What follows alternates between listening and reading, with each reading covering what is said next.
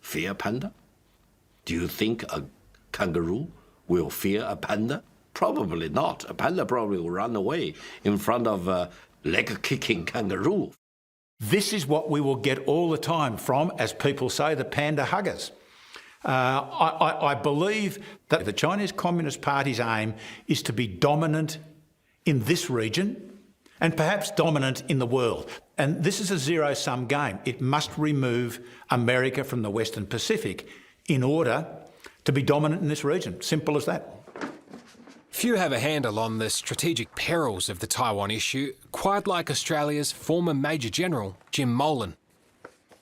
A lot of experts are looking in the crystal ball at the moment, trying to figure out if and when there would be war over Taiwan. When do you think this is likely to all play out? Fundamentally, given the power that they have now in their military, they could act any time from now on. And that's what frightens me more than anything. So if a move on Taiwan does happen, how's it likely to play out? Jim Molan believes there are three likely possibilities.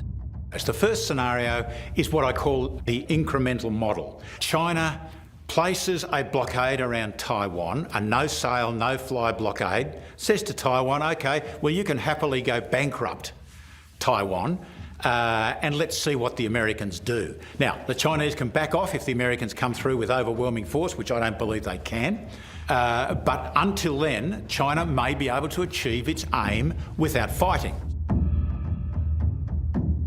The second scenario is a sudden attack, a Pearl Harbor type attack, to take out all the American bases in Japan, in South Korea and in Guam. And then they turn around and say to Taiwan, well, what do you reckon, Taiwan? Do you want to be destroyed by us? The third model is to do them both. The second China starts targeting US military assets, surely then it's a very slippery slope towards all-out nuclear war. No, I don't believe that's the case.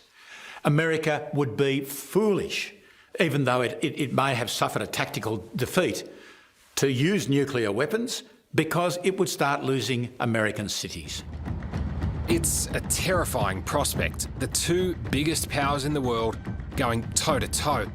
But as you'll see, there are strong reasons to believe war is not as likely as some might think.